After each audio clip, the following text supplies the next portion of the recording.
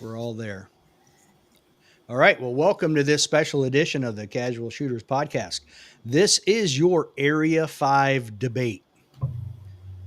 Chris is having some technical difficulties at the moment. As you can see, he's got some disco light action going on. But the rest of us are here and ready to go. As soon as Chris joins us, we'll give him a couple of minutes and then we'll kick off the debate.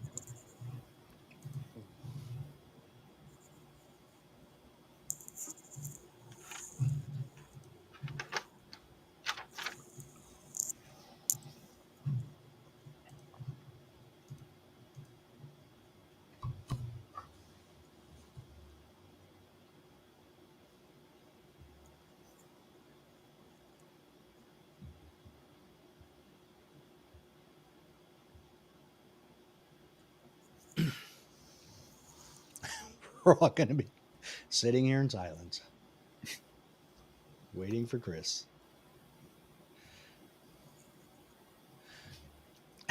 This is ironic given a recent Instagram post. Let me see here. Can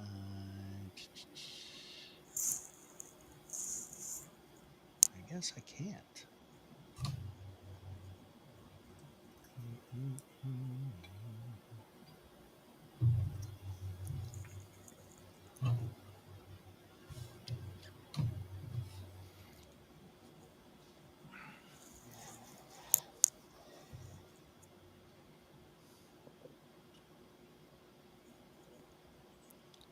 All right, I'll give him another.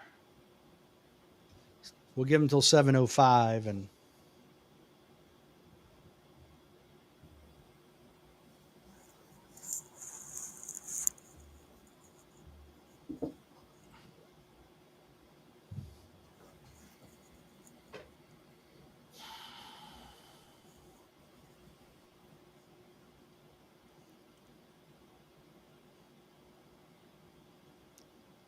there he is. There I am. I don't know what I did or didn't do, but I can see you guys now.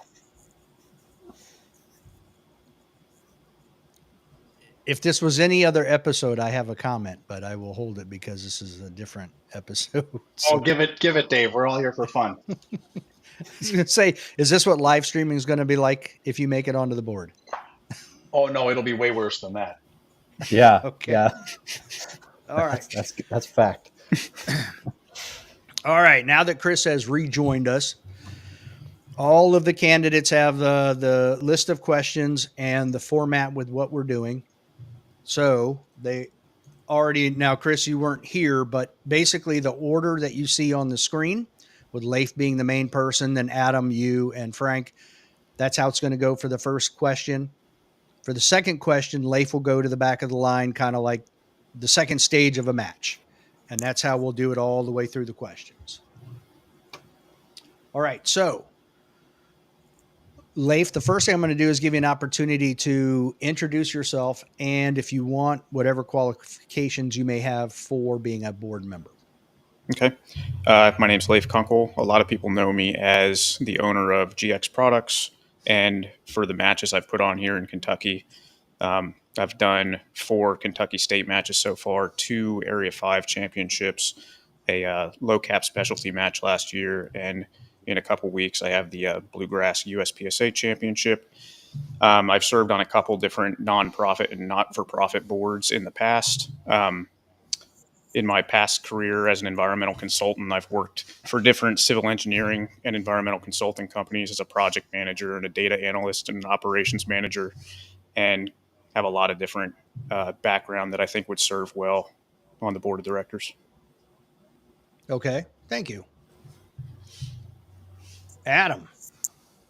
My name is Adam Maxwell. Professionally, I am part of the military and law enforcement sales team for Vortex Optics. I am an account manager for a geographical territory, as well as a subject matter expert on low power variable optics and red dot handguns, which is a topic that requires or has a lot of training interest right now. So that keeps me busy as well in the field, meeting with customers and training them on that. In USPSA, I am the match director currently of Multi-Gun Nationals. I got stewardship of that match last year, and then we're running it again this year, as well as being match director for other Outlaw 3-gun matches that we've done in the past. Jeff Kirkwald Memorial is going on its 10th season.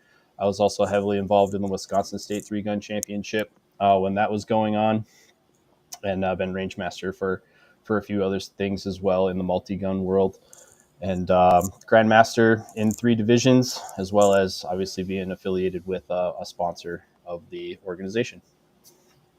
Okay, thank you. Chris. I'm Chris St. Clair. I'm just a regular old guy. I have a degree in civil engineering. I've worked as a civil engineer for, I'm going to date myself now. Let's call it 30 years. I had the experience of working for the government for 24 years. I've sat in more open meetings and more Robert's Rules meetings than I can count. But more importantly, I've had the opportunity to manage budgets as high as $24.5 million and as low as $14.5 million across 1 year and across multiple projects. When I look at the way USPSA does business right now, I think that they are in great need of somebody with a lot of budgeting experience as well as meeting experience. And here I sit. Thank you. Frank. Yes, my name's Frank Thompson.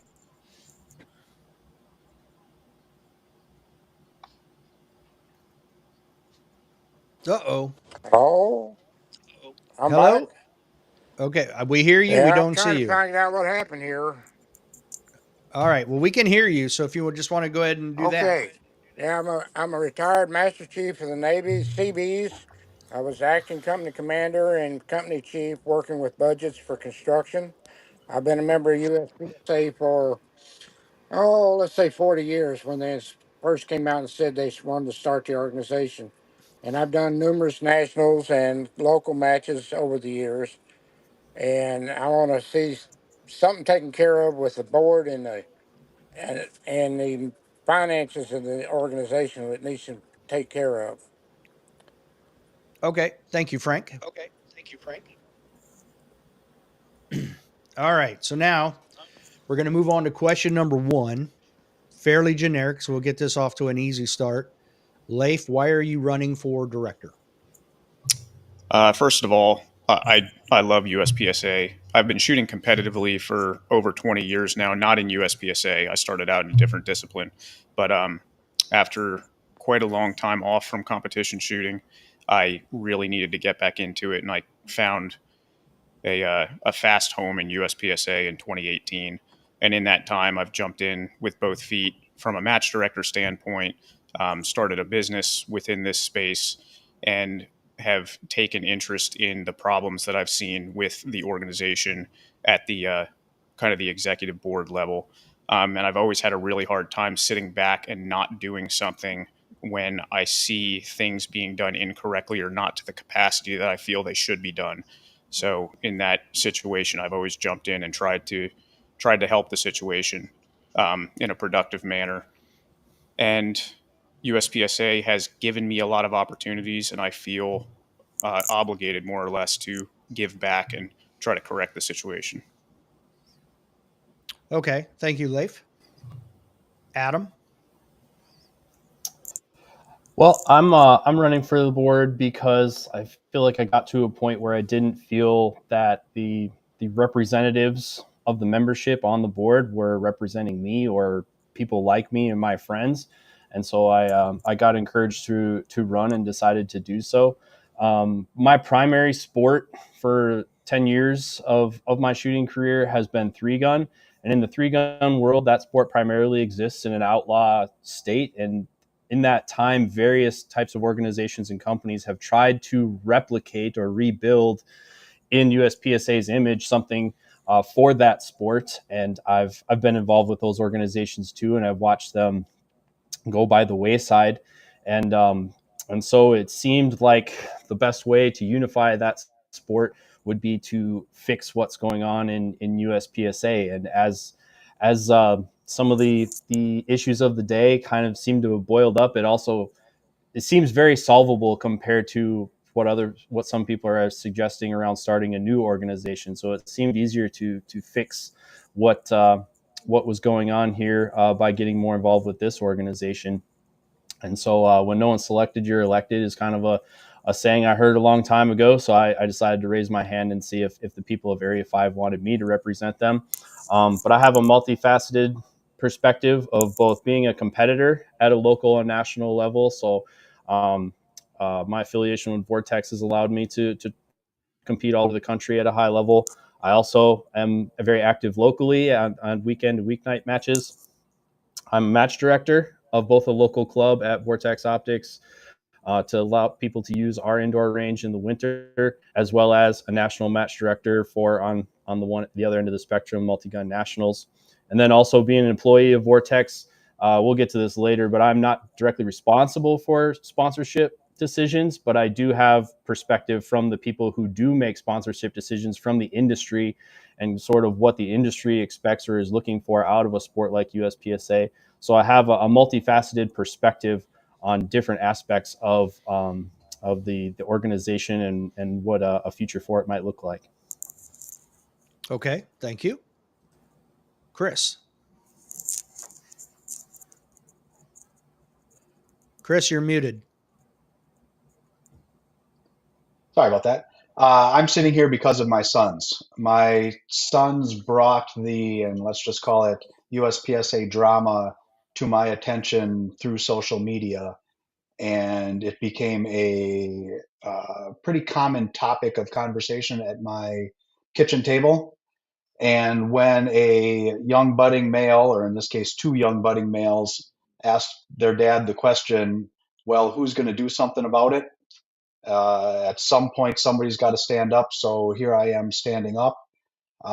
From my end, I think that I have the life experience, and more importantly, I have the personal attitude to go in and make the necessary adjustments and basically be that person that brings the fairness and equity back to USPSA.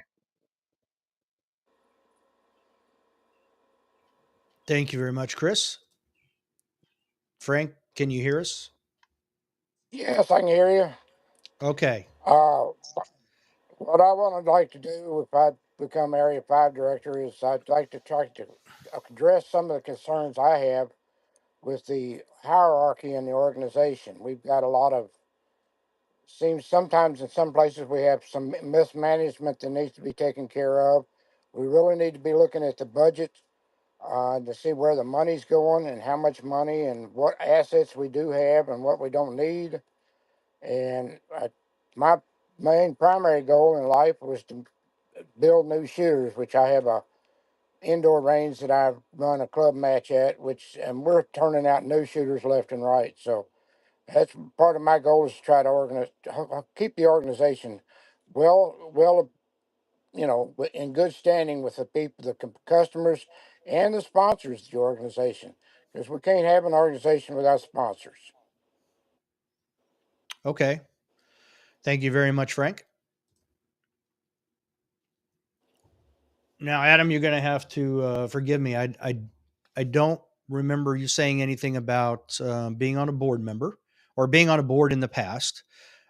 If you have, what was it? If not, what life experience do you bring with you to help you in that position, like leadership, for example? And you're muted.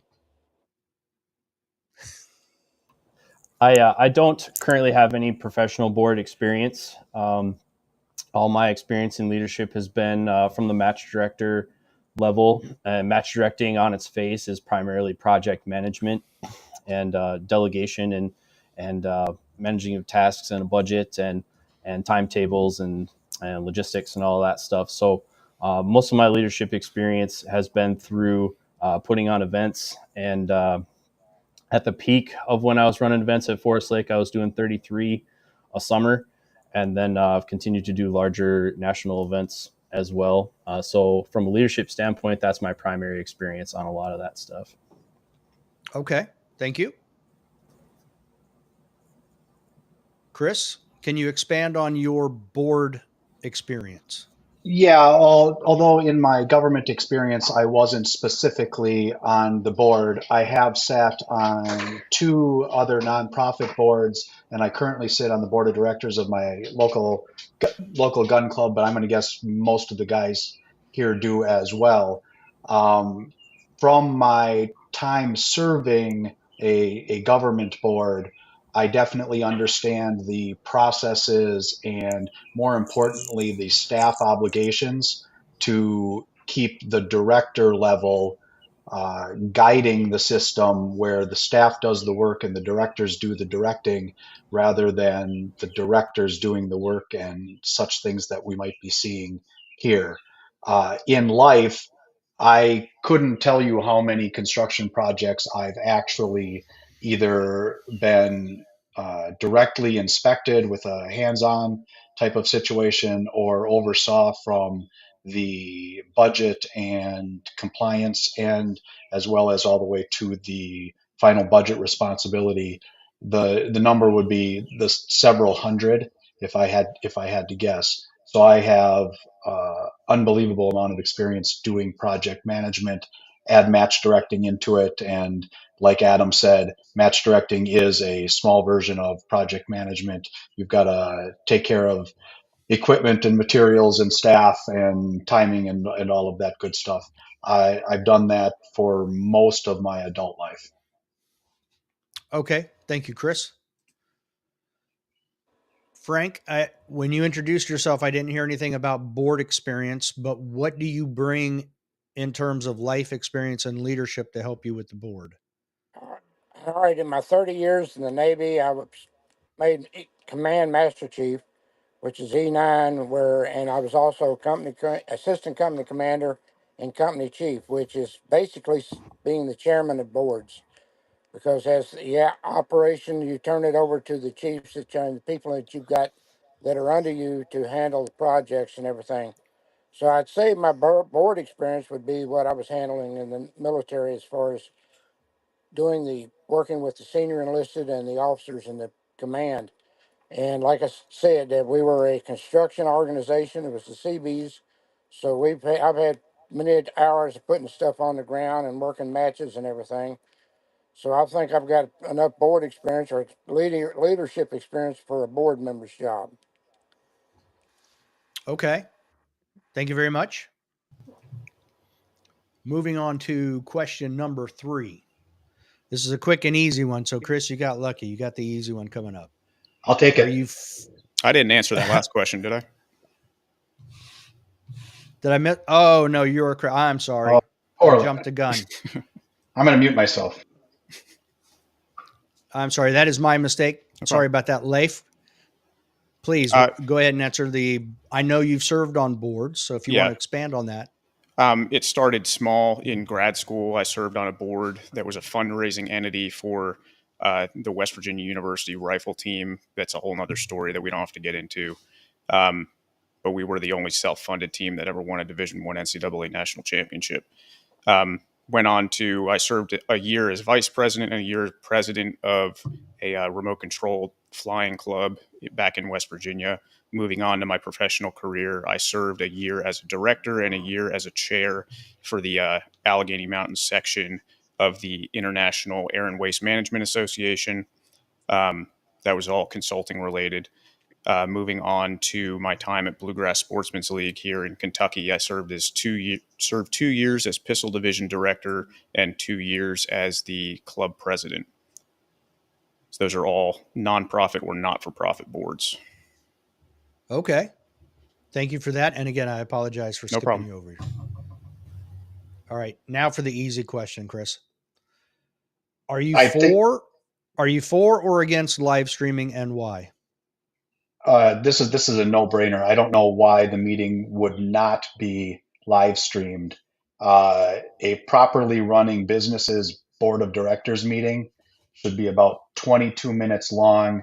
The meeting minutes should contain all of the staff's reports and recommendations, as well as budget numbers and all of that sort of stuff. Uh, the board should not be doing day-to-day business in the board meetings. The meetings that we've seen so far border on ridiculous. I've never even seen bad government meetings go as long as those meetings have. Okay. Thank you. Frank, Yes. do you feel that the board meeting should be live streamed or not, and why? Well, live streaming gets it out to everybody that needs to know it. The only time I feel that a board meeting needs to be uh, not streamed is when there's something critical that has to be done in private. And there are situations that there's some disciplinary actions or some of the other actions that need to be taken care of would have to be done out without the live streaming. But no, I do believe in live streaming because part of the deal is everybody needs to know what's going on. Those that don't know what's going on have a tendency to start making up stories. So that's why I feel we ought to have live streaming. Okay. Thank you, Frank. Leif, do you feel Yeah, that this should be live? The meeting should be live streamed, and if so Absolutely. or not, why? Okay. Absolutely. They should be live streamed. I think that was a turning point in the trajectory of the organization for, well, the immediate trajectory was downward at a steep angle, but rebounding quickly, I believe. Um, of course, you have to be sensitive as to what you live stream and don't, and that just comes down to the proper use of executive session, which I think we're going to get into later. Yes, we will. Okay. Thank you. Adam. I also concur that I'm for live streaming of the meetings, or at least putting out what's going on in those meetings in a palatable way to the membership. I think what the way it's being done right now is kind of a joke, and most of it, when you turn on, it's just a screen that says they're in executive session. But what's going on should be put out to the members either in a live stream or some other palatable form, a podcast or something like that. But what's going on and what the board is doing should be something that members have visibility on and should be able to interact with. Okay. Thank you. All right. Now that should be everybody for those questions. Now we start getting into the tougher questions. And Frank, you're the first one up on the tougher questions. This topic is going to be finances. How would you curtail spending? The organization has been losing money at a faster rate than normal. How would you curtail spending without harming employees, or can you? I think what we need to do is we need to go back and take a look at the salaries and expenditures for the organization and set up a fine budget. I think there's a lot of times that money's being spent without any notice of how much is coming in and going out. We've got a nice office staff and we've got other people that are paid, and we've got to look at how many people we have on the payroll to see how we can cut down on some of this money that we're wasting. And that's about the way I see it is we need to try to tighten our bootstraps and keep our money as far as to us as far as we can do, and not spend it on everything, every little thing going out. Okay. Thank you. Leif, you're back up. I think it can be managed without harming employees. I'm not sure internally what the employee performance review process is like, but there has to be some kind of metric to make sure that employee compensation is commensurate with the value that they're bringing in their jobs. They need to be at least paying for themselves, if not adding additional value beyond that. They can't just pick and choose what they want to do at will. Um, Nationals needs to be held to a strict budget, if not outsourced. I think in the short term, outsourcing is a more responsible way to do it, but definitely sticking to a strict budget and not being allowed to run over that budget. In addition to properly managing the finances, I think a lot of the loss that we experienced over the last year was just a mismanagement of finances, of investments for the most part, which I think is becoming under control, but I'm not 100% sure the trajectory of that. Okay. Thank you. Adam? I think this primarily comes down to the organization was under a heavily centralized leadership structure 1 or 2 election cycles ago, and then it went to a decentralized leadership structure. And I just don't think there's a whole lot of expectations or accountability right now for employees. And if there is, I just don't know that anybody's really paying attention. And some of the activities that are big line items for the organization are travel and per diem. And in my professional life, I submit a lot of expense reports, so I see that when you're on the road, it adds up quickly. And the decisions that people make when they think nobody's watching is different than the decisions people make when they think they're going to have to justify how they made that decision and when they have to stick to a budget. And so I think that is a big key component that's missing right now. Or if it isn't missing, it's not being articulated to the members. From an employee standpoint, we still have to keep an eye towards salaries that will attract good talent. We can't just cut salaries, because then we won't attract people who are good at their jobs. And to use a company like the one that I work for, we are an industry company, and it would seem on its face to be a fun thing, but it is still a company. We still need accountants. We still need HR people. We still need all kinds of people that have nothing to do with the end product. And so I think people lose sight of that sometimes, in that USPSA is a sport and it's a fun thing, and it's an enthusiast thing for us. But the reason there are employees for USPSA is because there is some actual work that has nothing to do with the shooting, and we need professional people to handle the scope of some of that work for an organization like USPSA. So while we do need to make sure that the salaries for those people make sense, we also need to have an eye towards having salaries that are going to attract and maintain the type of talent we want and need for our organization to be successful. Okay, thank you. Chris, since it's been so long since you've gotten here, I'm going to repeat the question for you, which is, how would you curtail spending without harming employees, or can you? Well, I think the first thing that we all have to remember is that we've never seen an actual real budget, and we've never actually seen real spending numbers. All of us sitting here right now are just guessing based on some of those horrible line item documents that we've been given. So I think the assumption that we're losing money is definitely a correct one. But when we talk about curtailing spending, but we don't know what we're spending it on, I think everything has to be broken down to, and I'll just say to the penny. Somebody should have been keeping track of all of the expenses, whatever they are, targets, pasters, per diems, plane tickets, hotel rooms. It all adds up quickly. And who's spending it? Why are we spending it? What's the end result of all of those expenditures? And to the staff, I don't know what everybody's job description might be.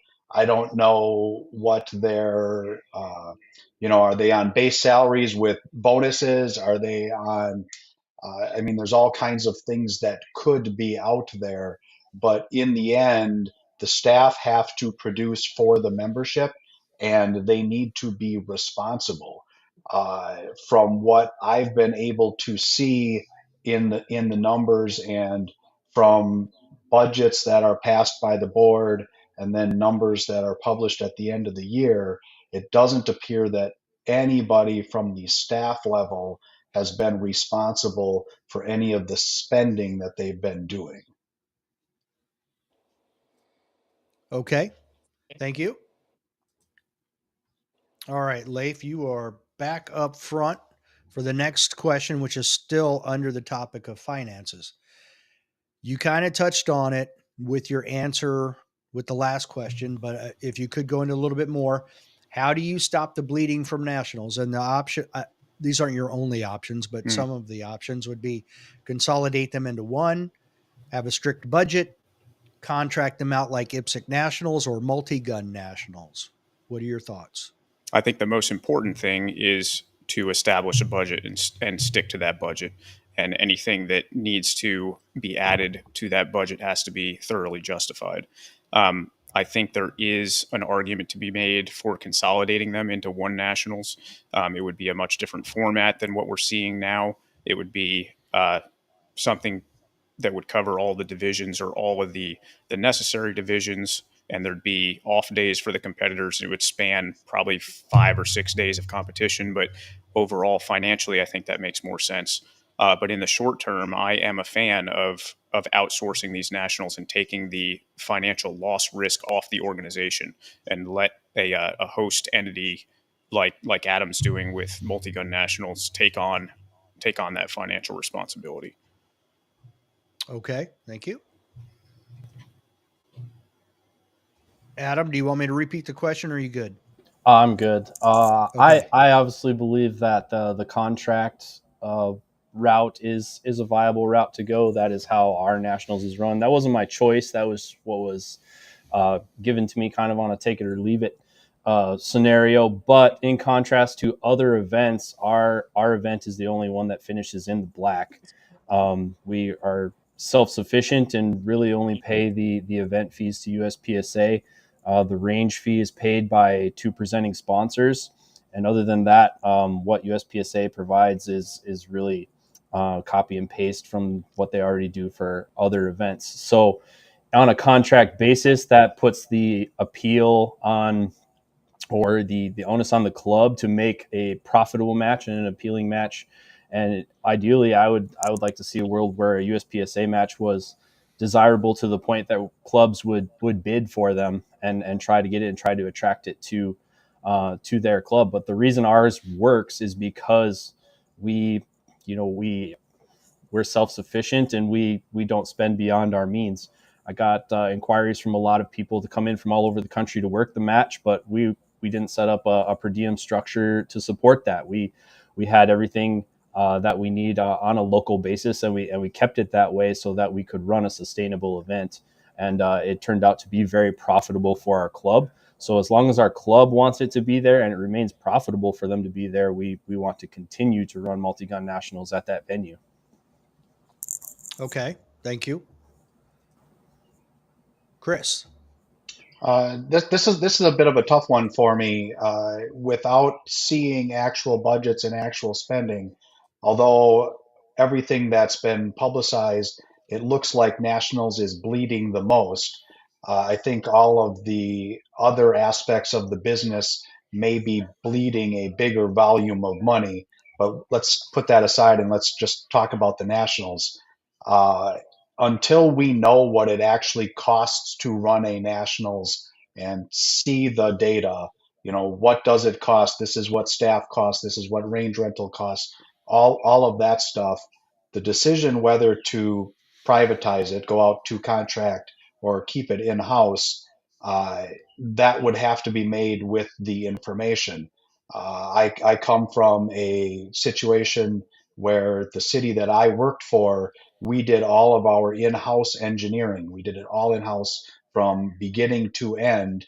And every time we broke it down, that was far less expensive, and we got a better product for uh, for for the residents of the city by keeping it in house rather than hiring consulting engineers. So that becomes a math equation to me. But the number of nationals, I'm the guy that made poor Rick put that motion out there that we should only do one nationals if we can actually afford it. At this point, we're bleeding so much cash. Something has to change, and it has to change quickly. So, of the options that we've kind of talked about, I would say one nationals, whether it should be done in house or be contracted out. That's a simple math equation. It's going to be better financially for the organization one way or the other. And that's an easy enough discussion, or it should be an easy enough discussion where you say it's 5 over here and it's 4 over here. How do you want to do it? So I guess cut nationals, but somebody needs to check the receipts on this whole nationals thing. Something's going on there, and it just doesn't seem to be in the best interest of the membership. Okay, thank you. Frank, how would you stop bleeding from the nationals? Consolidate into one, We a have to strict look. budget, contract out? Well, there's options there. One of the reasons we run so many nationals now is that every shooter out there, there's a double handful of shooters that want to try to get to be the champions of each division. As we started out, we only had one nationals, and then we went to two. So as the times go on, we kept adding nationals when we had a division. It takes a lot of money to put them on, especially when you're paying per diem and hotel rooms for your staff and your food service and all of that stuff. So you've got to look at how we can save money, and I would look at it in all directions as where the money can be saved, whether we can save it as much on the cost of renting the range. I know a lot of ranges want a lot more money, and then they want to take care of the staff. We bring staff in from all over the country to work them, and it'll wear them out. So some of these staff are trying to work all the nationals, and a lot of them can't have that time off. So we just need to sit down and take a hard look at how much money's going out, and make that hard decision whether we want to do one or two or contract it out. We've got to do something about the losing money. Okay, thank you, Frank. Now, Adam, we are back to you for the next question. And this actually might be right up your alley a little bit, but it's still under finances, and that is, do financial discussions all need to be labeled for executive session only? And if not, how would you separate those that do from those that don't? I don't know that this particular area is my strong suit of expertise. I don't see why finances should be concealed from the membership, except to the extent that it would open the organization to some kind of liability from proprietary standpoints or other liabilities that I'm just not aware of. But other than that caveat, it is a membership based organization. The membership needs to know where their money's being spent. That's a big part of the turmoil right now in the organization, is people are concerned with where the money is going, and they're not getting a straight answer as to where that is. Okay, thank you. Chris, you are back. It's the members' money. I can think of situations that require executive session, but basic budgeting, how much does the office supplies that the managing director need cost? How much does the targets for a nationals event cost? All of that stuff does not need to be secret.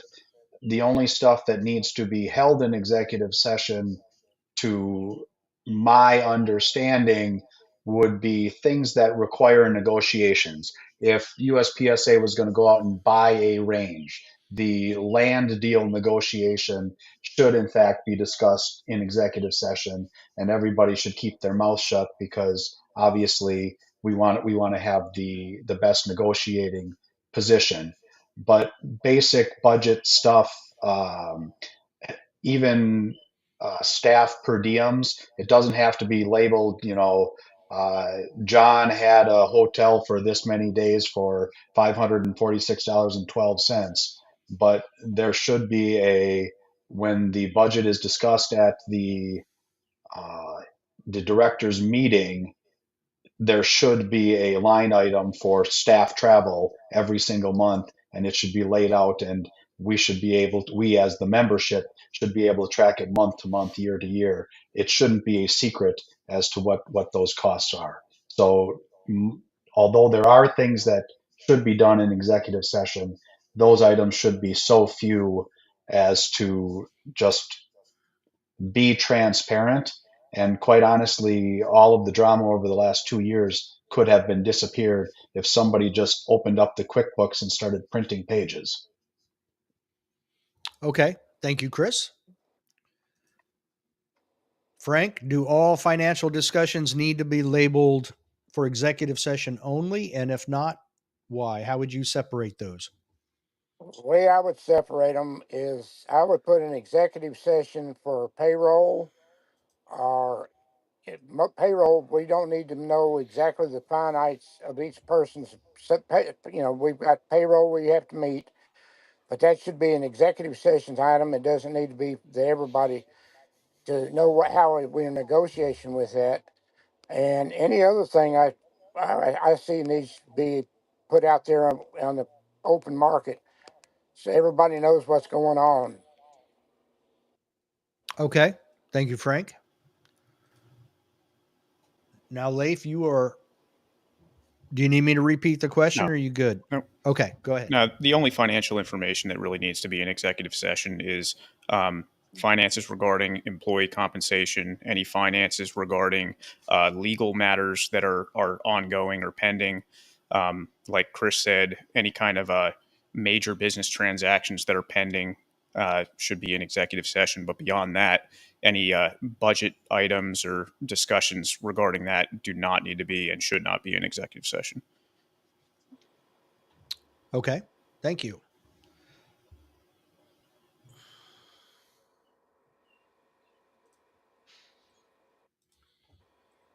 All right, Chris, we are back to you for the next question. And this is about area director expenses. In my opinion, I think it's unreasonable to ask an unpaid volunteer to pay for travel to some other destination for organization business. However, how would you recommend that the organization minimize that necessary expense? I think the very first thing we have to remember is that for whatever reason, the directors are currently doing staff work. Uh, from my understanding of a director's position, whether it's written that way in the bylaws or not, I don't see there being a whole lot of reasons for the area directors to be moving all over the country. If there is in fact some meeting that has to be held in person, well then I guess the organization should build that into the budget. But from what I see of what the area directors should be doing at this point, there's no reason for travel. We all have these ones and zeros boxes sitting in front of us. So much stuff can be done via email and via Zoom. COVID proved that for us.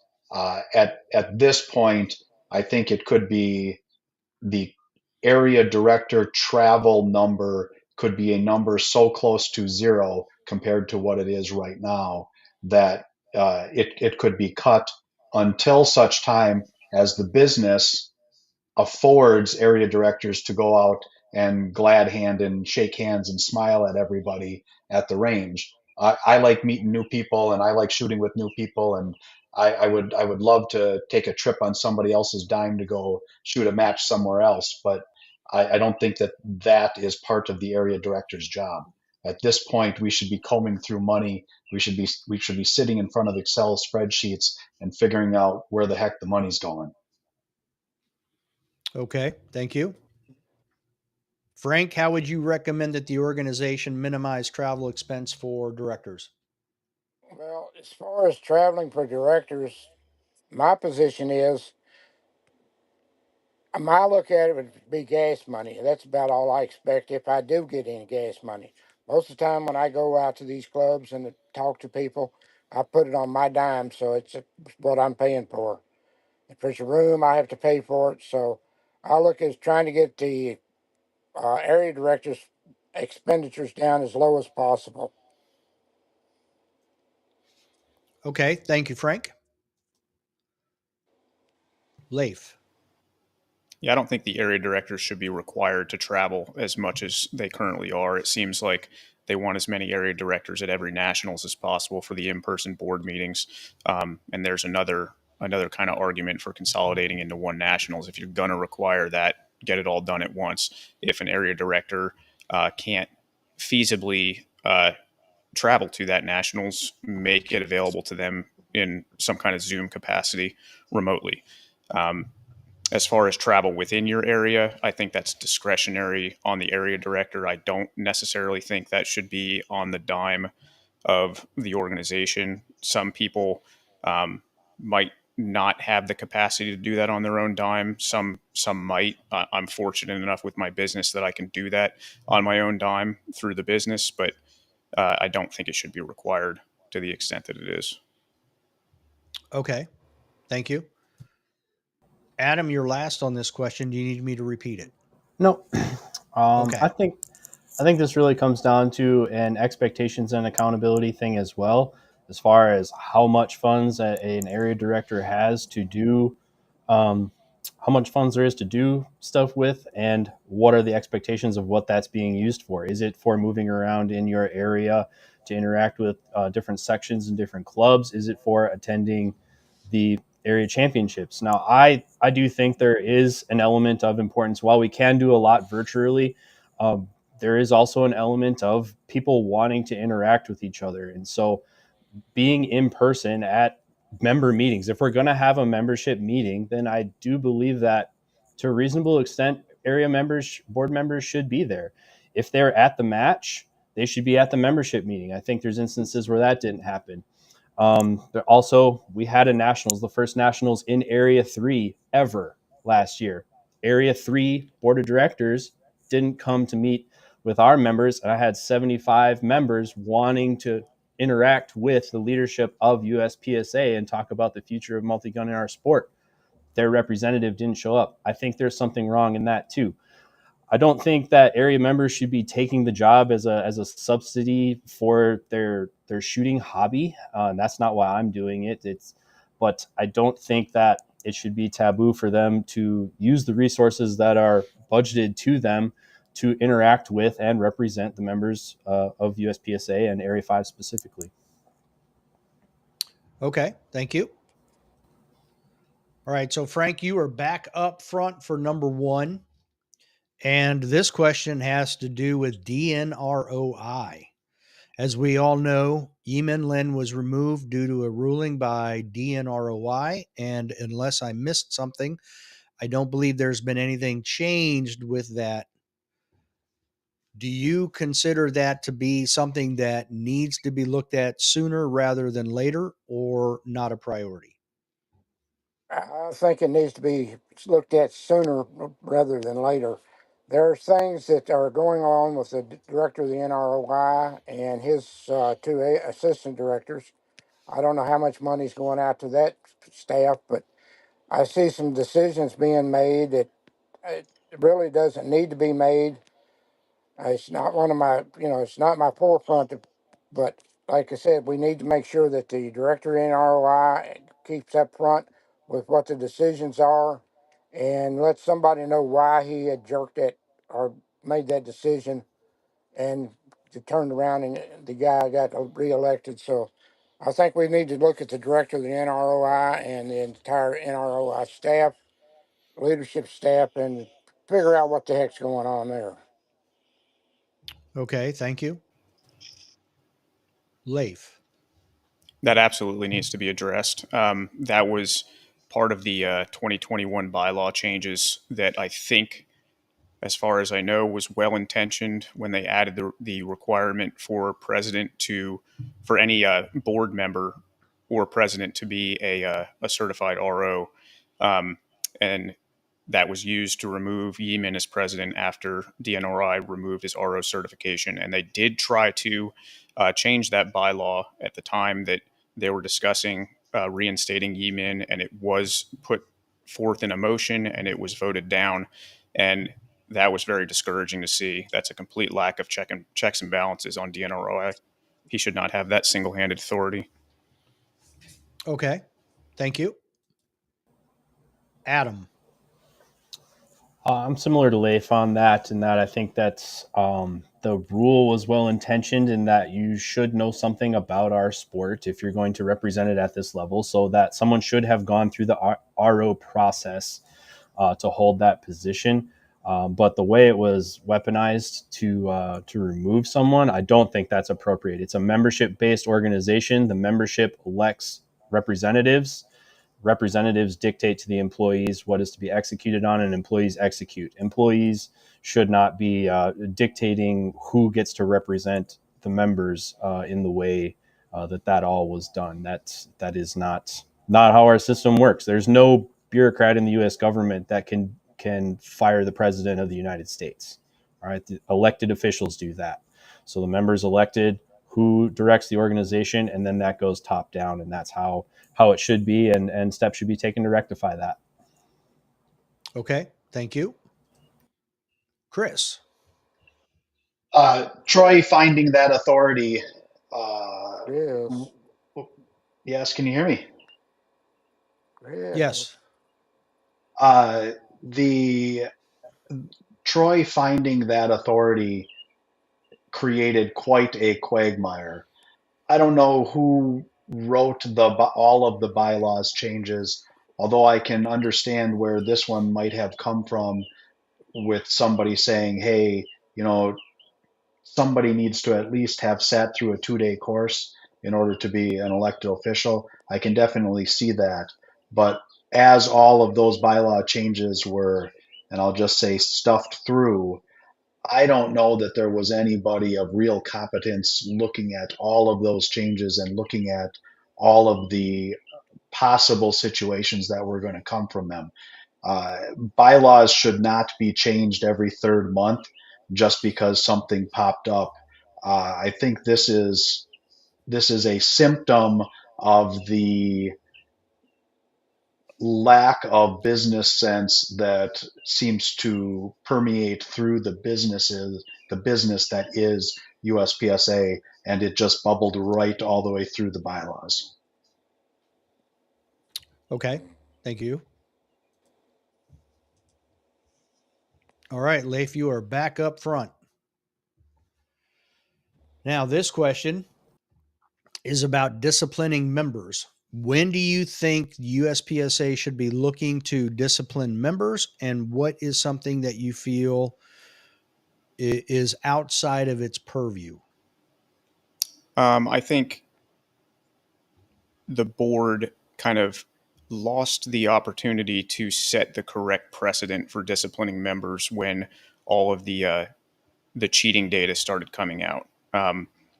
They went into some situations ill prepared to remove people that should have been removed that were blatantly cheating, and then they went down the kind of the rabbit hole of trying to police speech on the internet, which set another really bad precedent. I don't think I'm all for free speech. I don't think different social media platforms should necessarily be monitored for critical speech and that be used to discipline members.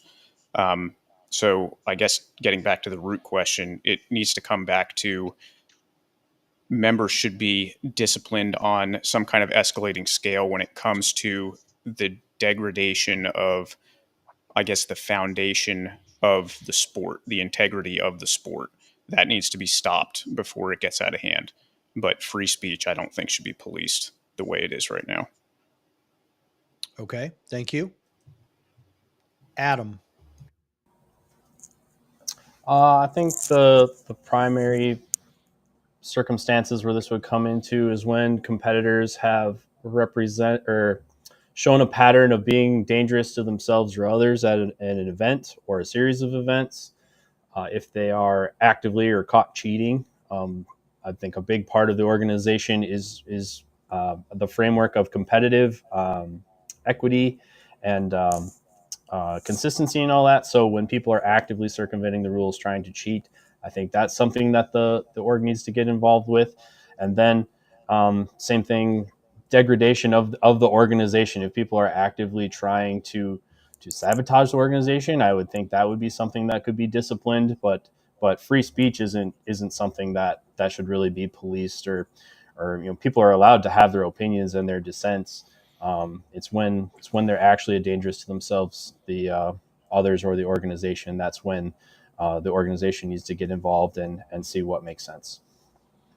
Okay, Adam, I'm going to ask you a clarifying question. You mentioned dangerous at the beginning. Can you clarify that? Are you saying people being dangerous as like they're making threats towards the staff? Or are we talking about, or is there another option where they're excessively DQ'd a lot for safety violations at matches? What do you mean by dangerous? I think that's situation dependent. I mean, obviously we're adults playing games with guns, so a certain amount of safety needs to be making sure that people who are conducting themselves in a manner that's appropriate for engaging in a sport with firearms is part of that. Terroristic threats, that's something you can get arrested for. So you should also have some element of protecting ourselves from people who have demonstrated a pattern of doing that kind of thing. It just depends on the actual circumstances that are in question. But that is something that if a section or a club or a match director has a concern about something, they need to bring it up to the organization. The organization needs to hear both sides of what's going on and then decide what an appropriate course of action would be. Okay, thank you. Chris, do you want me to repeat the question, or are you good? No, I'm good. I'm good. This Okay. one hits. This one hits very close to home for me. I do not think that USPSA needs an enforcement branch. As things come up, I think that it is possible to set guidelines and set processes if members are doing naughty things, whatever those naughty things might be. But as the self-proclaimed howler monkey among the four of us here, I have had the um, opportunity to be followed around with somebody with a golf cart at nationals. I had a babysitter at Carry Optics Nationals everywhere that I went when I was on the property. They were looking to catch me saying something. There are people in, or that there were people in USPSA or employed by USPSA combing through social media posts trying to find naughty words being said about whomever or about whatever. That's not the business of USPSA. We're supposed to be putting on matches and we're supposed to be having a little bit of fun. I don't know where the levels need to be set, but wherever they are set, they need to be written down and they need to be understood by the membership and they need to be executed the same way every time.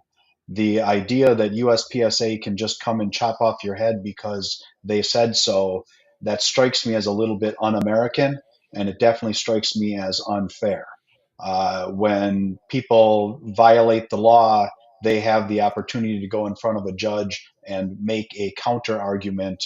I have not seen that to date for USPSA, and every type of disciplinary action that I've had the opportunity to dig into here, let's call it over the last 3 years, has quite honestly been bullshit. And whatever USPSA wants to decide, all of the members need to be aware of it, and all of the members have to agree to the process that goes along with it. We always talk about equity when it comes to when we're shooting stages.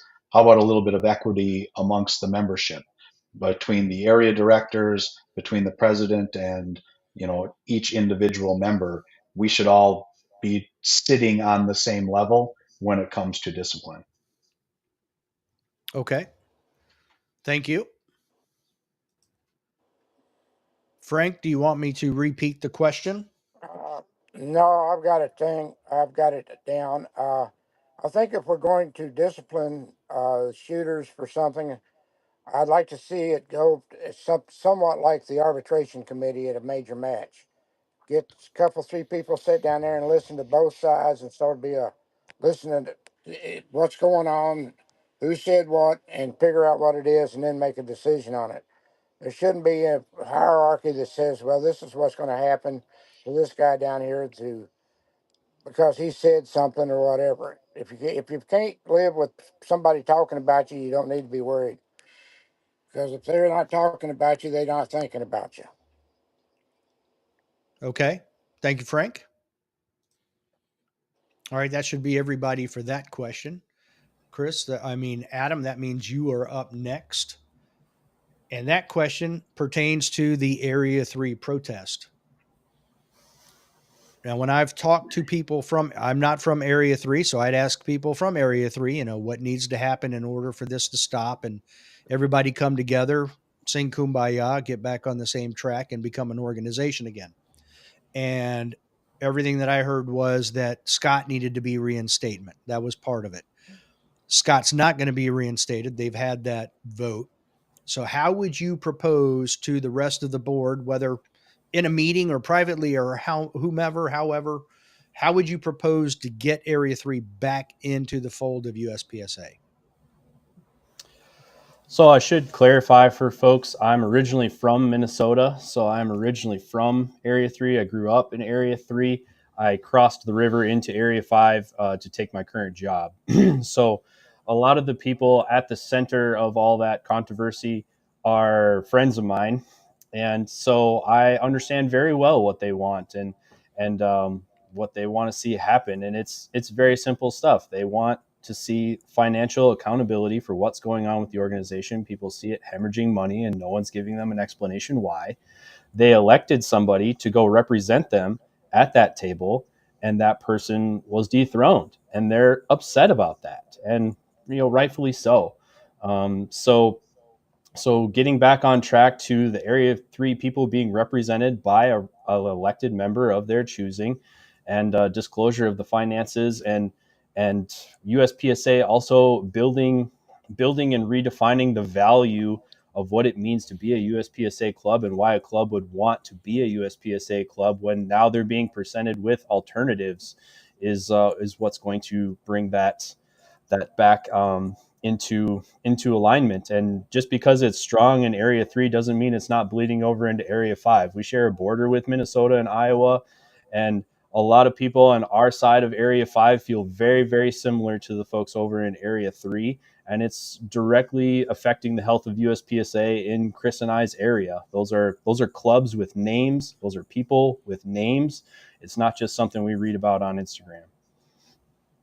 Okay. Thank you, Adam. Chris.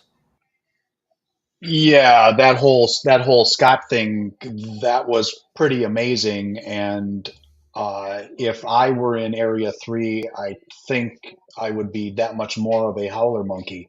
All they want to be is they want to be represented at the board level. And every time somebody starts doing something, and I'll just say correctly, that person gets flushed for whatever reason, and you wind up with some stooge that's just going to go along with the current system or line. What needs to happen is Area 3 needs to get represented by somebody they feel actually represents them. And that means elections, that means proper appointments. Like Adam said, if Wisconsin had a vote, I think Wisconsin would have gone right along with what's going on with Area 3. I took a lot of crap at my local club arguing to reaffiliate with USPSA. I then took a whole lot more crap from my local club after I argued for it, and then 4 months later, more BS continues to happen. What needs to happen is Area 3 needs to feel like they're represented. Okay. Thank you. Frank, how would you propose to get past the Area 3 protest? That's a hard question because until they are satisfied with their leadership, and I don't know why he was removed or what the whole process behind that. But when you start replacing somebody that your area or your members of the area put in there that they want to trust to do things, then it's going to be hard to settle. And when they keep replacing people, so that's going to be a hard question. But the best thing to do is let them elect a new representative, and then put them on the board and let them take care of what their business that they need to be taken care of. Okay. Thank you, Frank. Leif. I agree with everything Adam and Chris said on this one. Obviously, I'm further geographically from the situation, but I know the sentiment of the people in Area 3 not feeling represented and having their representative removed for something that other board members are guilty of, but Scott just happened to be honest about it when he was questioned about it. I think that's the difference. What we need to do to end the protest, it's going to come down to the members of Area 3 having confidence in the board and the organization that they are doing things in their best interests. Right now, there is a current Area 3 director, although he was not elected. It was an uncontested special election of sorts. That area director has the opportunity to gain the trust of the area. And beyond that, the Area 3 members need to elect their representative. And I also encourage everybody, and this is something that's very hard to do because there's a lot of emotion involved, is try to set some kind of metric for progress and success. Like once you reach this point, you feel like things are moving in the right direction, and you feel comfortable committing to the organization again. And that's true for everybody around the country. It's a very hard thing to get sucked into what the emotional response to something is that just happened instead of taking a look at the big picture and seeing where the trend currently lies. So that's what I would encourage everybody to do. Okay. Thank you. All right, Chris, you are back up to being number one again. And this question changes direction a little bit. We're going to bring up the topic of section coordinators. There's been a little bit of discussion about those lately. So it's a two-part question. In your words, what would you expect from your section coordinators? And two, how do you plan on helping your section coordinators? This is one of those things where communication would go a long way. So I'm going to wave my magic wand here, and I'm going to set all the BS aside and all of the politics. I'm going to pretend that USPSA is a functioning business, and more importantly, we can go back to being, and I'll just say, the community that we are. All of us here have shot with strangers. I can list on two fingers people that I would not want to shoot with again. So most of the people in USPSA are good people, and most of the people that would find themselves in a section coordinator position are people that want the sport to grow. They want it to grow in their section. They want it to grow as a total. And from the area side down to the section side, a little bit of communication, I think, would go an awfully long way, whether it's section matches or even just getting that next local club up to date with. And again, I'm going to pretend that USPSA is functioning. Make sure that they're getting all of the new club information direct from headquarters so that that new club has all of the information to go ahead and start running matches, and have the section coordinator oversee those local things. Area director down to section coordinator, down to match directors, get a little bit of information flowing, and not just Instagram information or Facebook information, real live emails that have punctuation and maybe even a semicolon here or there. I think that that's what a section coordinator needs to do. They are the conduit down to the local level. Okay. Thank you, Chris. Now, Frank, in your words, what would you expect from your section coordinators and how do you plan on helping them? Well, I've got a new section coordinator here in the state of Kentucky, and he's doing a fine job. He's keeping people informed, and any assistance that he needs, we can do. And that's, I think, what the section coordinator needs to do is work with the clubs to get new members and get clubs that want to start up online, and keep the area director advised of what's going on. Because I look at it as there's more section coordinators out there than there are area directors. So they are more in touch with what's going on with their feet on the ground. So I would say that the section coordinator needs to do a lot more than some of them have been doing over the years, just sitting on their haunches and doling out slots. But I think they need to get out there and help build the organization. Okay. Thank you very much. Leif. The responsibility of a section coordinator is not consistently defined across the country. It comes down to the section's particular bylaws as to what the section coordinator is responsible for, and I think that should be unified a little more than it is. But I also think the section coordinators are a very essential part of the structure within a section. An area director cannot possibly manage and assist all of the clubs within a section. So I believe the area director should be responsible for coordinating and corresponding with the section coordinators on a regular basis to get everybody on the same page, offer assistance and resources wherever they're needed to help the section and specific clubs in the section. But what I would expect from the section coordinators specifically is to keep their ear to the ground with the clubs in the section, see what they need, um, be kind of the conduit between the members of the section, the primary conduit between the members of the section and the area director. If there's something that's outside of the section coordinator's purview or expertise, go ahead and pass that on to the area director. But an individual member within a section, their first phone call for a local issue should not be to the area director. That is a very easy way to overwhelm an area director.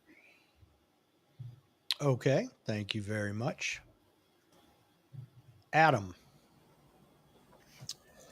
I mean, I think the section coordinator piece of it is just a microcosm of what we're talking about at the area level.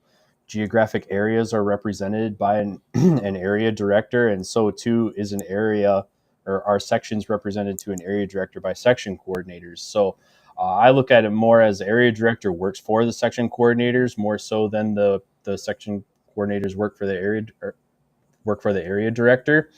And so we're the conduit between the regional level and the national level. So things that are being adjusted and directed at the national level, we help facilitate that through our section coordinators to the local level, and then concerns and needs that they have that need to go higher up, we are their seat at the table to bring that up at the national level. So it's just another level down from the level of election that we're talking about right now.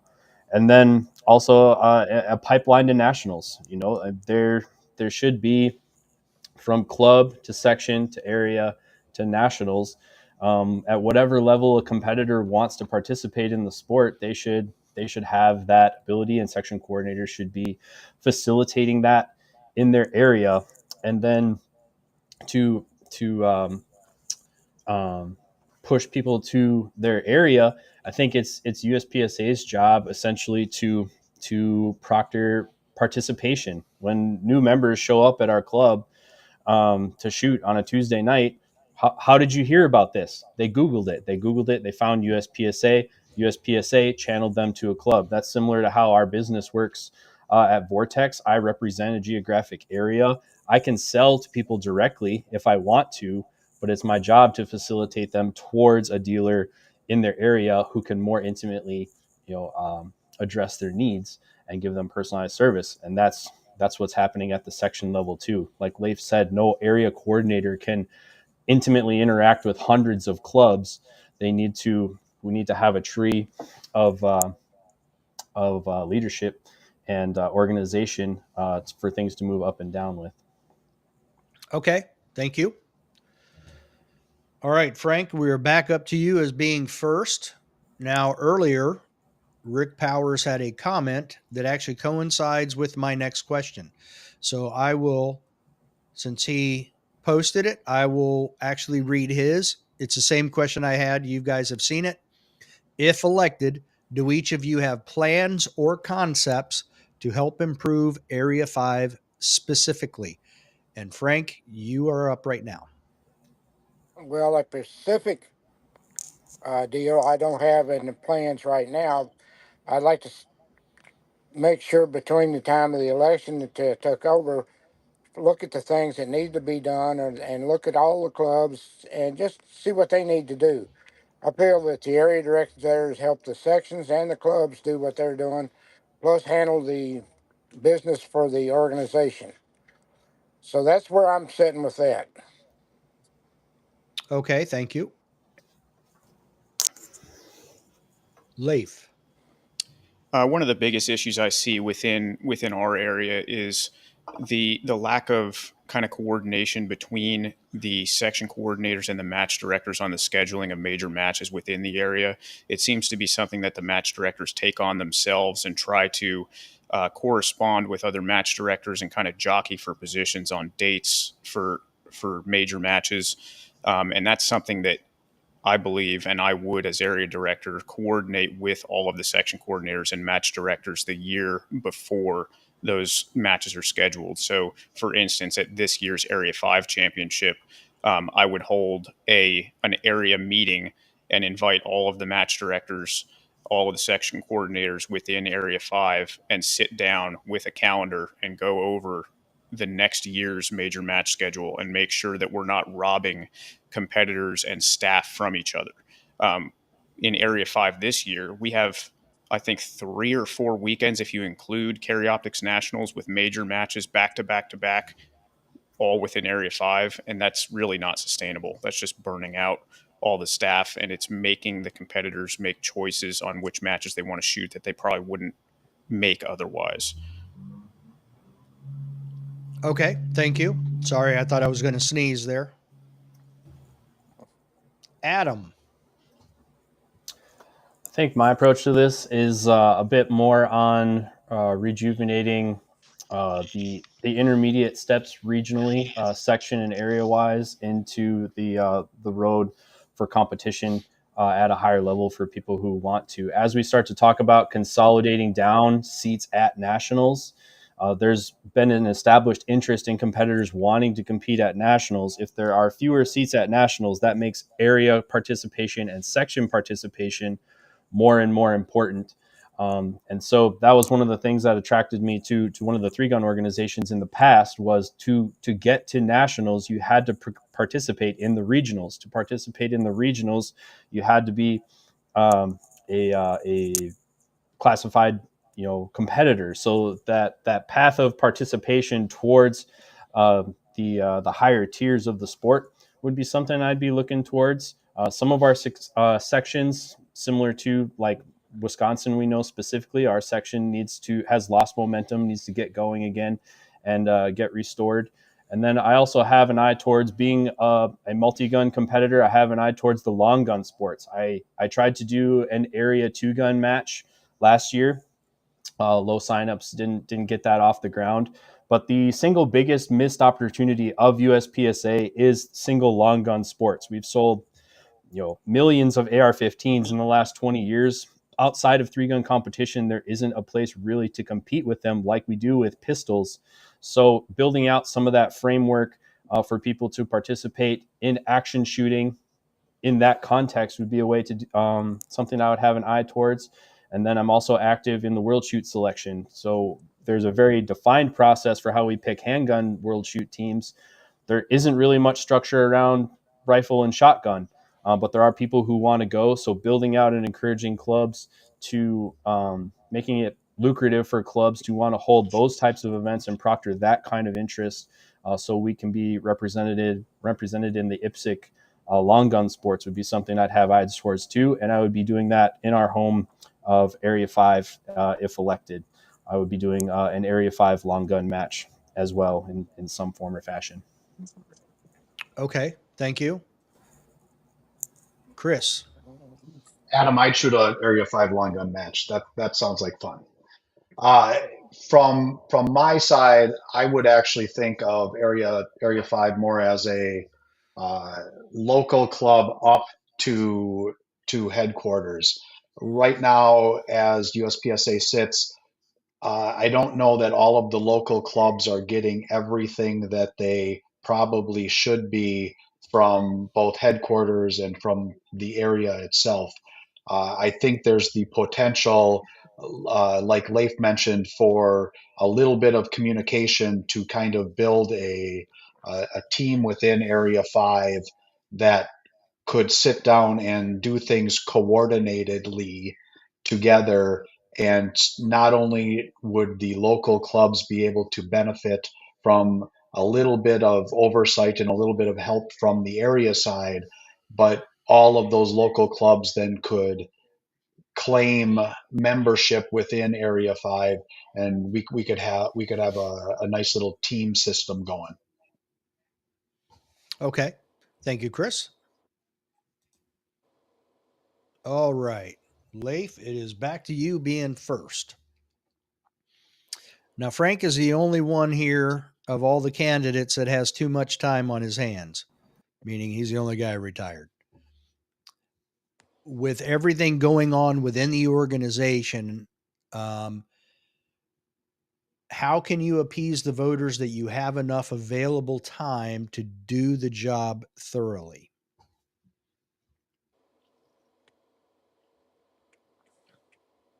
You are moot.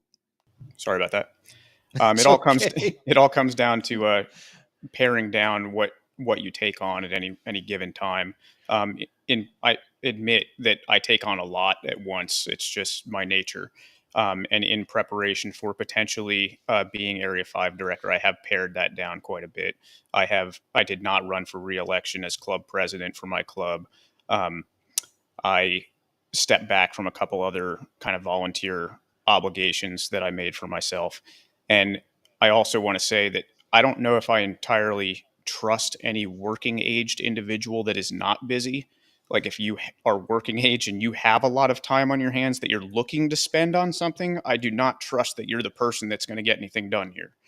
It really just comes down to time management and carving out the time. And I know there's people that are critical of me and how far I got behind with my business, but behind the scenes, I didn't do it in a public light, but I've been working my tail off for the last year to alleviate that problem. And I'm at a point now where I have that under control and I've got my lead times down where I wanted them. And I'm at a point where I could only seem to daydream about for the last year. And now that's all under control. So there's going to be times where there's more of a time demand based on what's going on in the organization. There's going to be times that there's less of a time demand, and it's just staying flexible and prioritizing. But everybody on this call is busy. And Frank's retired, but he still stays busy. Okay. Thank you. Adam, you seem to do a lot of traveling. How would you appease the voters of Area 5 that you would be able to fit USPSA into your schedule? Well, like Leif said, I don't know that I trust anyone who's not filling their plate with things and finding something to do. For me, it's just a matter of I feel like I'm in a position to affect the most positive change for our sport and have the most lasting impact at the national level. But I'm going to do something with it anyway. So I'm either going to match direct, or I'm going to run a club, or I'm going to run for a local board. It's just that at this particular point in time, with the experience and the perspective that I have, I feel like I can do the most good for the sport at the area director level. But it's not like I'm going to do something with the time anyway. So I thought I would start where I would potentially have the most effect for the most people. Okay. Thank you.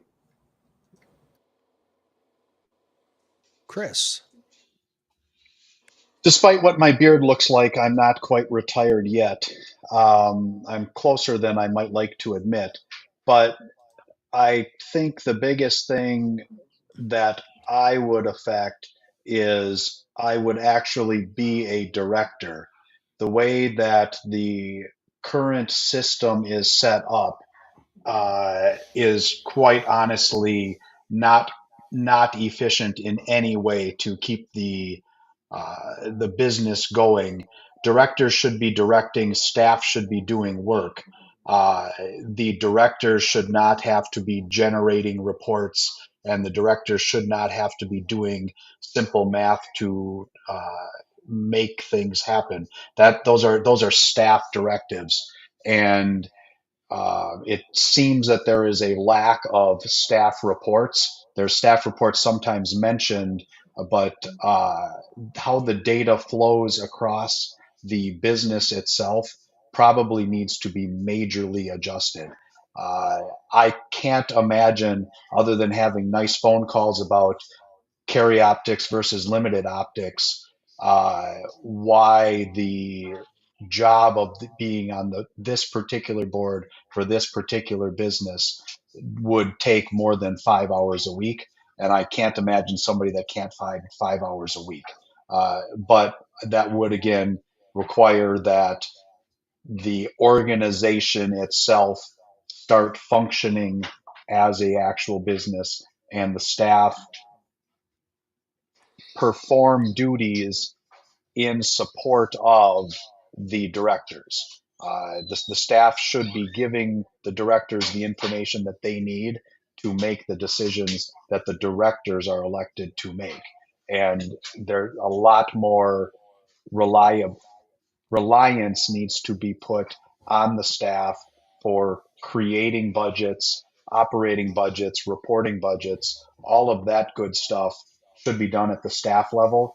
And that's reading a 2 paragraph email on the director's side. Okay, thank you. Now, Frank, you are retired, but how would you appease the voters of Area 5 that you would still devote the necessary time to the job of area director? Well, to be the area director, I've got plenty of time with the other things that I've got involved, but my watched my dad sit, and when he retired and didn't last very long, so I tried to keep busy, and I would put all the time I needed to and necessary to do the job as area director. Okay, thank you.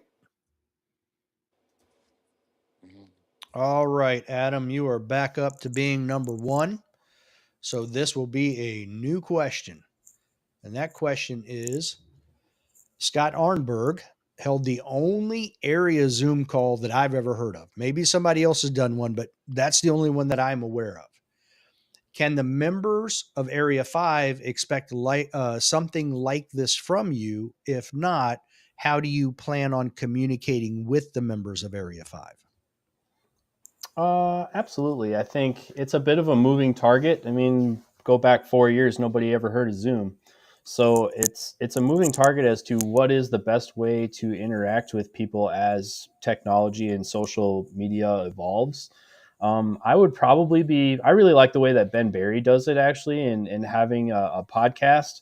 I've been looking towards rejuvenating my YouTube channel and kind of creating an outlet that way, and then being approachable to the membership to hear their concerns. So hearing feedback from them, putting things out for people to hear and interact with, and creating that pipeline and that cycle of communication that way, I think would probably be best. I mean, there's a lot of Zoom calls, but I don't know that anybody really looks forward to sitting on them. So it's a way. It's probably, I don't know that it's the way as a standard, but some sort of palatable communication, I think, is probably in line. We're probably beyond the written word, so a blog probably isn't it. So some form of video fireside chat thing would probably be what I would be looking to do, and then remaining accessible and approachable to the members, similar to I am in my professional life. Okay, thank you. Mr. St. Clair. Yeah, I think being available to the members is key. I'm old enough to still remember when we made a lot of phone calls.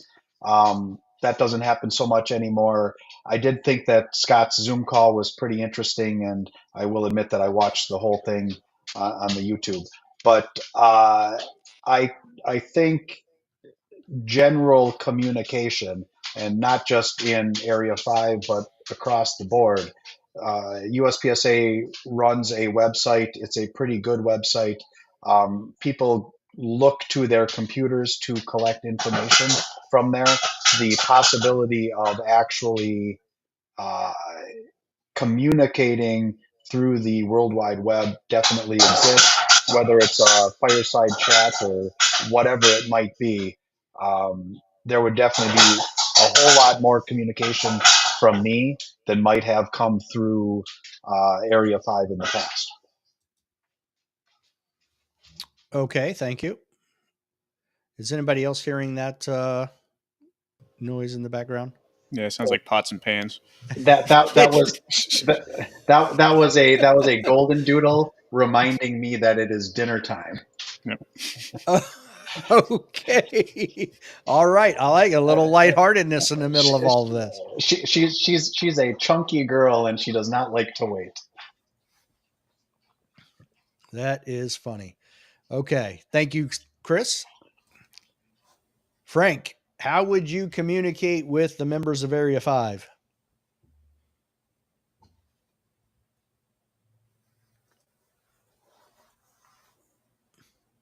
Hello? You hear me now? I hear you now. Okay. I set up a web page for the Area 5 director and communicates to people like that. And then periodically, it would be a good idea to have a Zoom call so let people see what you are straight up and whatever.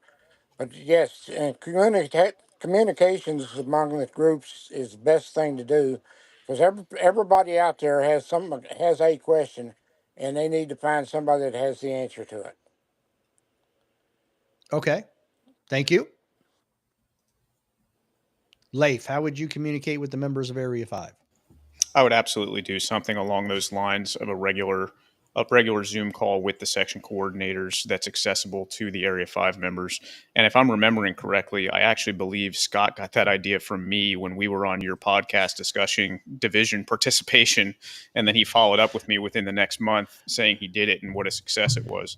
So I think that is something that needs to be done more between the area directors and the section coordinators and the members of their areas.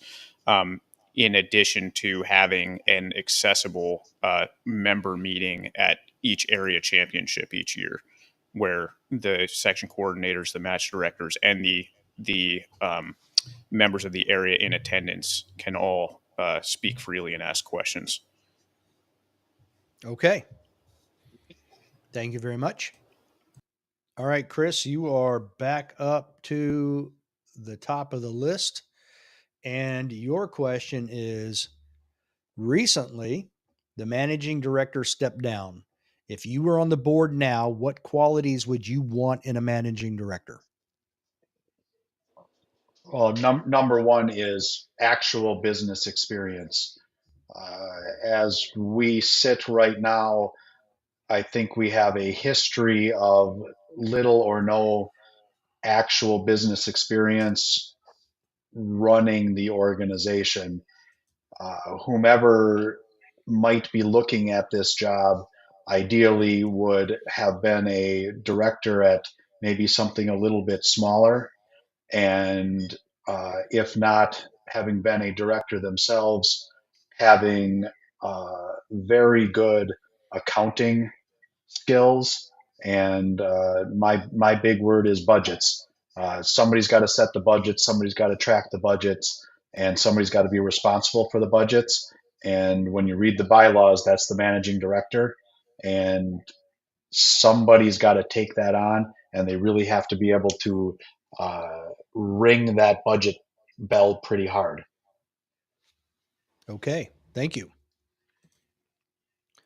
Frank, what qualities would you want in a new managing director? I would say that we need somebody that's got a business management type deal. So according to the budgets and everything, we need to have somebody that can know how to run an office and how to manage our money because we don't need to be losing any money. So with that said, we just need to be looking for the best candidate for the job. Okay, thank you very much. Leif. I heard somebody say in writing somewhere over the last month, and I don't remember who or where, that the search for a new managing director is also the search for a new face of the organization. And I don't believe that's correct. I don't think the managing director is the face of the organization. In the current structure, the president is the face of the organization. The managing director is here to manage the business. They don't have to have an intimate knowledge of the sport. They need to have an intimate knowledge of managing nonprofit organizations successfully. And like Chris said, managing budgets. You can't find a person that's going to do both effectively. And it's a waste of a managing director's time to be the actual face of the organization. Okay, thank you. Well, it was supposed to be Adam's turn, but it looks like he has dropped off, having no idea when he might be back. Um, Let me make sure he hasn't messaged. Nope. Nope. Okay. That looks like that's a no. Okay. So what we're going to do is go to the next question, which means that will actually be Frank. Let me get him on the screen. So Frank, you are up. And the next question is, does the organization need to be restructured? And if so, how? I don't know whether it really needs to be reorganized. I just think we need to go in and do some refining of the way the organization's set up. I know it's been in existence for quite a number of years, and as technology has changed, we need to change with it. So, I take a hard look at how the organization needs to be functioning and what jobs and the job descriptions that need to be going along with it. Okay. Thank you. Leif. I don't think as a whole the organization needs to be restructured, but individual directors and mainly directors need to be reassessed. A proper reporting hierarchy needs to be officially kind of installed and adhered to. It seems to be all over the place who reports to who and who wants to listen to who and whose job responsibilities end where and pick up somewhere else. That needs to be addressed. Um, Yeah, so I don't think it needs to be restructured as a whole, but people need to get on board with working as a team and working towards a common goal and remove any incentive for personal gain that might exist for individual members of the executive level of the organization. Okay. Thank you. Chris. Adam just told me that he had a power outage, so his Wi-Fi is out and he's rebooting it right now. So he will be back. Okay. Uh, Thank but you. as far as restructuring goes, the overall structure could function. What we have right now is we have a certain volume of incompetence and we have a certain volume of lack of responsibility. And somehow that needs to be balanced and as Leif kind of alluded to, there has to be some rules set in place how we're going to play this business, and everybody has to agree to it. Back to my point about what area directors do, uh, I would rely heavily on staff and staff who is in fact getting paid when the directors are not getting paid.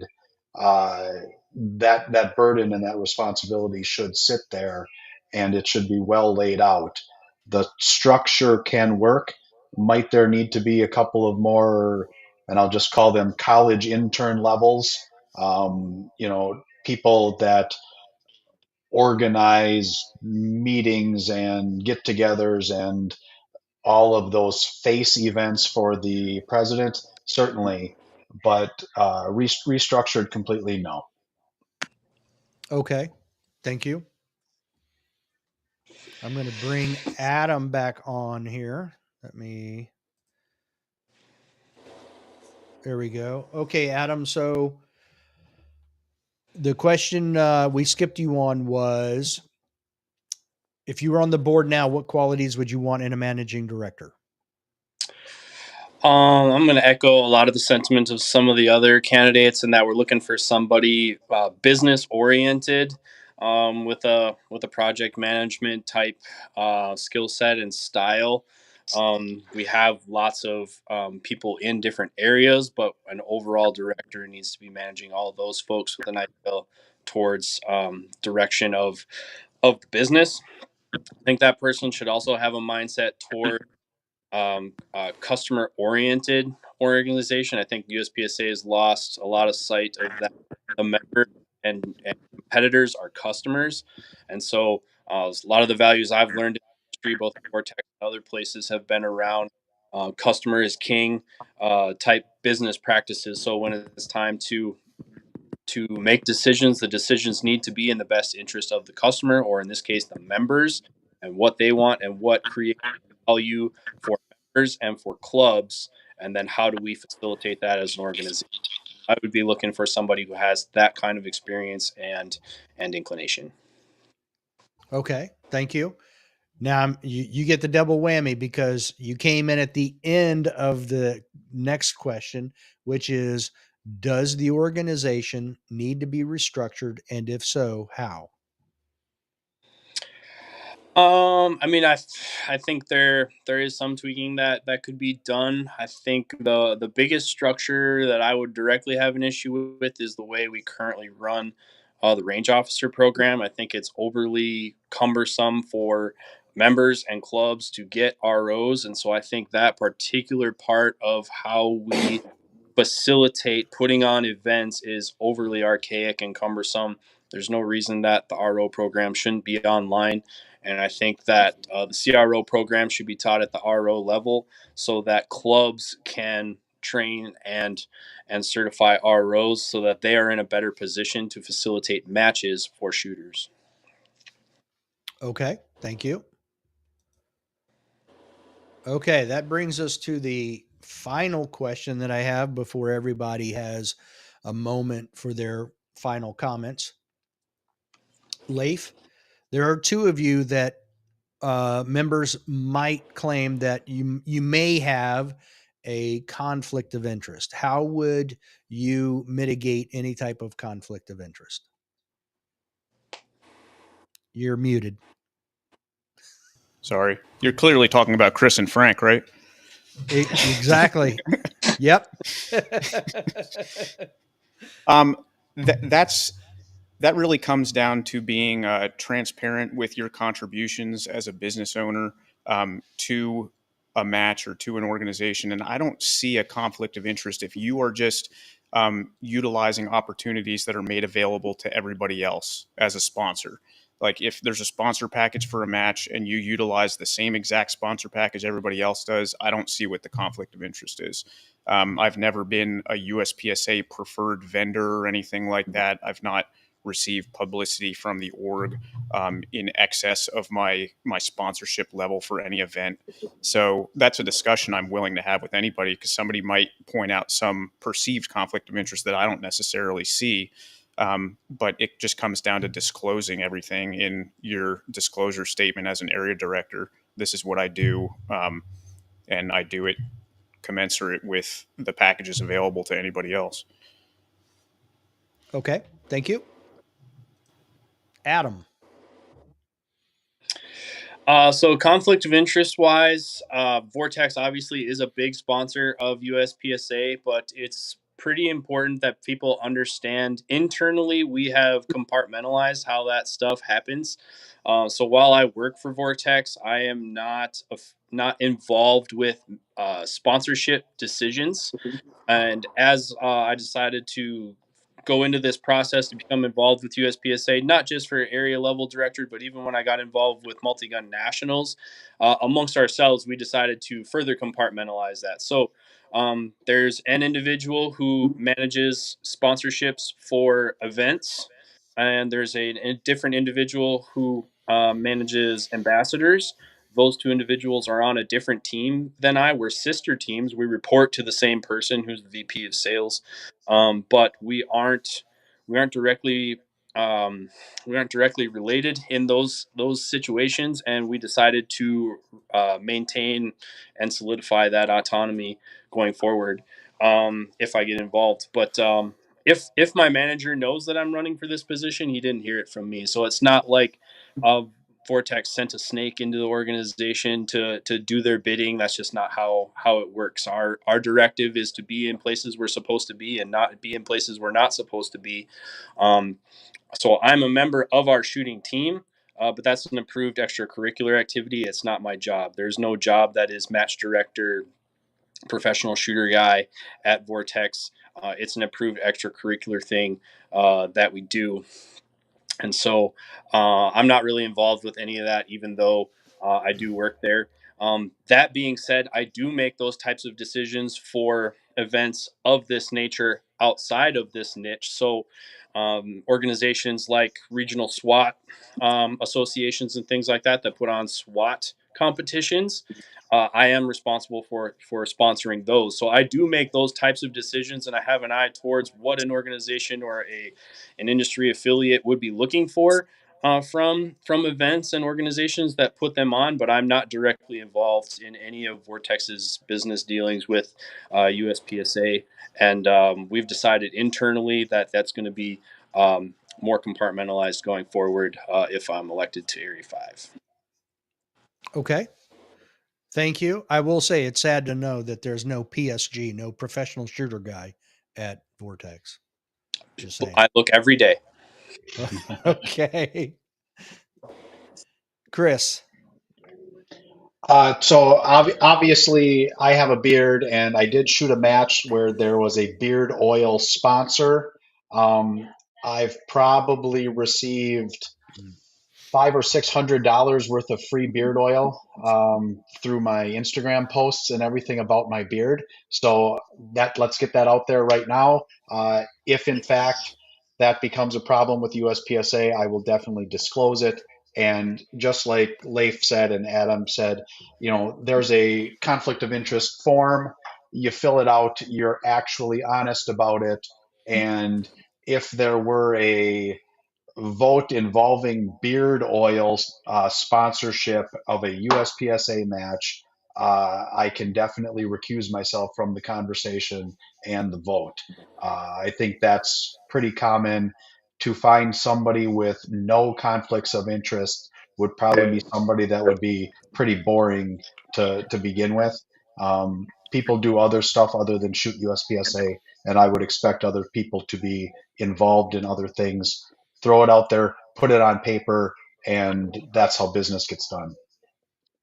Thank you very much. Frank, I don't know if you have any conflict of interest. If so, how do you mitigate them?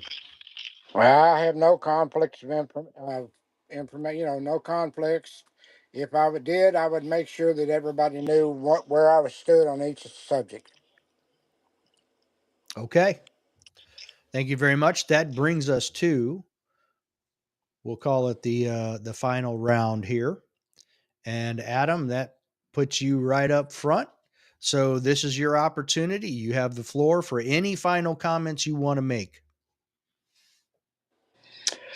I think one of the things I really want to emphasize is there's a lot of talk in action shooting right now about de-affiliating with USPSA, going outlaw, participating in other organizations or other affiliations. And I come from multi-gun as my primary sport. That sport primarily exists in an outlaw sense, and I feel like I have something to say about what all that means.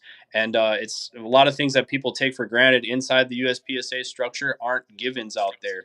So I really like that USPSA has built the structure that a lot of the sport is built around, and that it has homogenized and made a consistent product so that you can go across the country and to a local match and you see something that you recognize and rules that are consistent. And I want to bring multi-gun in from the cold on that, and make them a part of USPSA more as well, so that multi-gun can enjoy some of what the USPSA crowd takes for granted. And also, I think there's a lot of work to be done as far as how we're represented in IPSC with rifle and shotgun world shoot selection. I'm on the selection committees for doing all that, working on putting forth events to build a merit-based system for picking those teams in a more equitable way and giving shooters a pathway to being on Team USA, so that we can demonstrate to the world that we are the best shooters on a regular basis. So that's some of what I have an eye towards in getting involved with USPSA. When I got involved with multi-gun nationals, I was exposed to a lot of the politics, and I feel like I have a lot of things to offer the organization and the members of Area 5 if I'm selected to represent them. Okay. Thank you very much. Chris. Finances, budgets, budgets. If you're looking for a gorgeous face for Area 5, that's not me.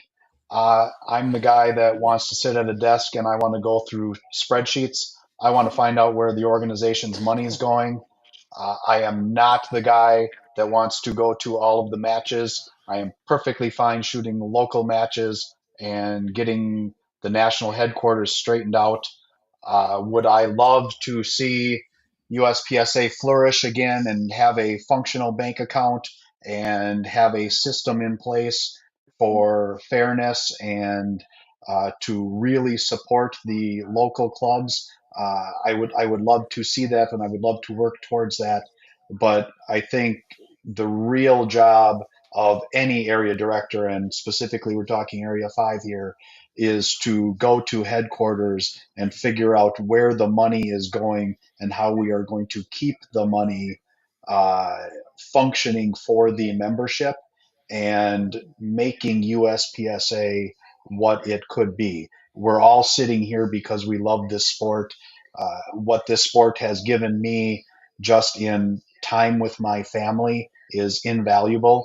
It's worth fighting for. And like Adam says, going somewhere else and developing a new rule set, sure, it's an option. We have something here that could, in fact, work.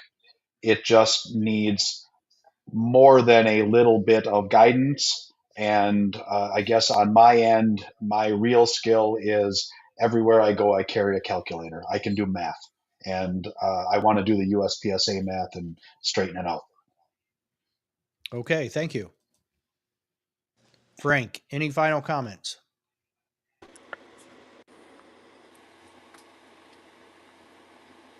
We see you, Frank. Any final comments? The only final comment I had, I'd like to make sure that the organization stays functioning as it has been, and we had some real good times. And I just want to make sure that we keep everything straight.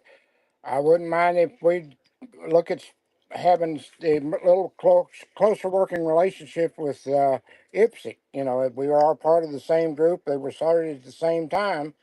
So I'd like to see that go and do a lot of stuff like that. So I'm waiting for everybody to make their decision. So hopefully we'll have a new area director. Okay, thank you. And Leif, you have the final word.